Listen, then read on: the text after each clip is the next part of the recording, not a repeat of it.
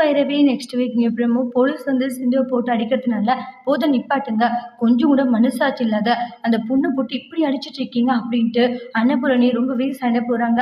அப்புறமா வந்து பாத்தீங்கன்னா இங்க பாருங்க, உங்க மருமக பண்ணது தப்பு இல்லையா, இங்க பாருங்க என் மருமக தப்பு பண்ணலான்னு சொல்றோம், ஆனா நீங்க வந்து இந்த மாதிரி எல்லாம் நடந்துக்கிறது ரொம்ப பெரிய தப்புன்றாங்க. சிவா இதெல்லாம் பார்த்துட்டு நீ இருக்க பாத்தியா, எனக்கு அதுதான் கோவமா வருதுன்னு சொல்லிட்டு அன்னபூரணி சிவா கிட்ட சண்டை போட்டுக்கிட்டு இருக்காங்க.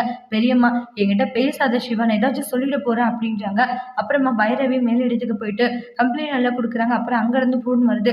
இது மாதிரி வந்து ஒரு பொண்ணு மேல எந்த ஒரு தப்பு இல்லைன்னு தெரிஞ்சுட்டு எதுக்காக அந்த பொண்ணு நீங்க இப்படி எல்லாம் சித்திரவதைப்படுத்துறீங்க, என்ன இருந்தாலுமே நீங்க பண்றதுதான் ரொம்ப பெரிய தப்பு அப்படின்ட்டு எல்லாம் சொல்லிட்டு பயங்கரமா ஆர்கியூமெண்ட் பண்ணிக்கிட்டு இருக்காங்க. ஃபர்ஸ்ட் அந்த பொண்ணை வெளியே விடுங்கன்றாங்க.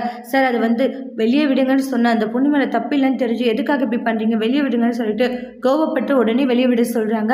அப்புறமா பார்த்தீங்கன்னா வெளியே வந்து விட்டுறாங்க. அப்புறம் ரொம்பவே ஃபீல் பண்ணிட்டு இருக்காங்க அவங்க குடும்பமே. சிந்து உனக்கு இப்படி ஆயிடுச்சியம்மான்னு சொல்லிட்டு சிந்து வந்த நிலைமையில பார்த்து ஃபேமிலியாக அந்தளவு ஃபீல் ஆகுறாங்க.